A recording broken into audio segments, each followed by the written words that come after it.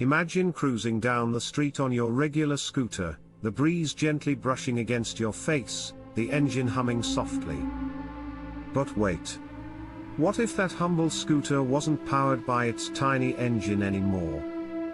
What if, strapped to the back, was a roaring, flame-spitting rocket engine?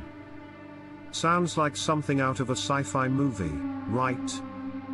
But what would actually happen if you tried this wild experiment in real life? To understand this crazy idea, we first need to get a grip on what a rocket engine truly is. Unlike the regular engine in your scooter that runs on petrol and turns wheels with gears and chains, a rocket engine works on a completely different principle.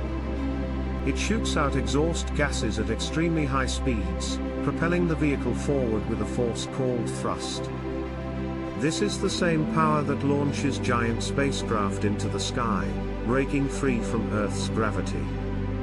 Imagine strapping that kind of power onto something as light and fragile as a scooter.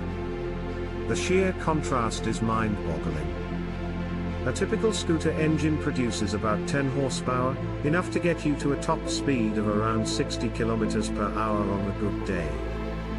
Now, let's compare that to even a small rocket engine, which can generate thousands of horsepower. It's like comparing the strength of an ant to that of an elephant. If you were to hit the ignition on a scooter fitted with a rocket engine, the sheer acceleration would be overwhelming. You'd go from 0 to hundreds of kilometers per hour in mere seconds. You wouldn't just be the fastest thing on the street, you'd probably be the fastest thing anyone in your neighborhood has ever seen. But with great speed comes great chaos. Scooters are designed for smooth, controlled rides at moderate speeds.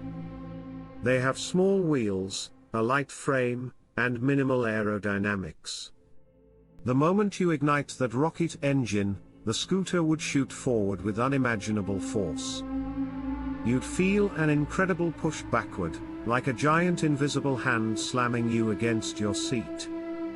This is called G-force, and at such high acceleration, you'd experience G-forces powerful enough to make you black out, just like fighter pilots and astronauts do when they're pushed to the limits. Even if you somehow managed to stay conscious and hold on, a new problem would arise: stability. At such high speeds, a scooter would become extremely unstable. Its tiny wheels aren't designed for rocket-like velocity.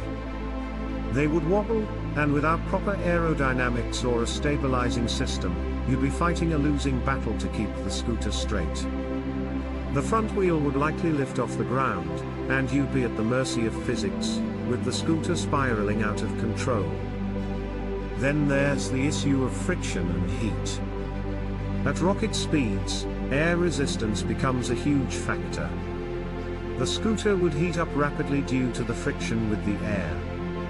The tires, not built to handle such speeds, would disintegrate in seconds, shredding apart from the insane rotational forces. And if that wasn't enough, the rocket exhaust's extreme heat would likely melt parts of the scooter itself, possibly igniting the fuel tank. You'd be riding a fiery, uncontrollable missile. To make matters worse, stopping would be a nightmare. Regular scooter brakes wouldn't stand a chance against that kind of speed. You'd need advanced aerodynamic braking systems, like parachutes or air brakes used in fighter jets and drag racing cars. Without them, your only option would be to wait until the fuel runs out and pray you're still on the ground when that happens. But let's say, for the sake of argument, you wanted to make this insane idea work safely. Could it be done? In theory, yes. You'd need to completely redesign the scooter. Start with a reinforced frame made of aerospace-grade materials to handle the extreme forces. Then, add aerodynamic wings or stabilizers to keep it from flipping or spiraling out of control. You'd also require high-performance tires built for supersonic speeds, along with a complex gyroscopic stabilization system to maintain balance. To prevent you from becoming a human pancake, advanced safety features would be essential. This means a full-body harness, a fireproof suit, a helmet with a breathing apparatus to handle the high G-forces, and an ejection seat with a parachute, just in case things went south.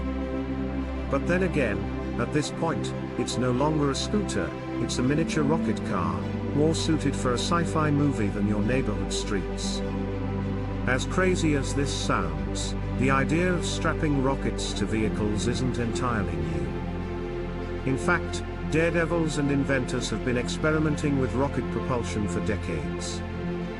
In 2014, French stuntman François Gissy set the world record by riding a rocket-powered bicycle that reached a jaw-dropping speed of 333 km/h. And rocket-powered cars have been used to break speed records since the 1970s, reaching speeds that would leave even the fastest supercars in the dust. So, could you fit a rocket engine to a scooter? Technically, yes. Would it be safe? Absolutely not. Would it be insanely fun and thrilling? Without a doubt. But the reality is, the risks far outweigh the rewards. You'd be risking your life on a flimsy two-wheeler that wasn't built to handle such extreme forces. Yet, this crazy idea sparks the imagination. It's a reminder that human curiosity knows no bounds and that we're always dreaming of going faster and pushing the limits of what's possible. And who knows? Maybe in the distant future, we'll have rocket-powered scooters zooming around, defying gravity and conventional logic.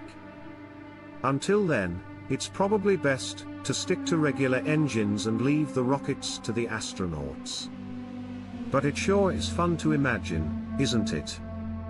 Would you dare to ride a rocket-powered scooter? Or do you think it's just a recipe for disaster? Let us know in the comments below. And if you enjoyed this wild thought experiment, don't forget to hit that like button and subscribe Neural Factsci for more mind-bending scenarios. Who knows what crazy idea we'll explore next?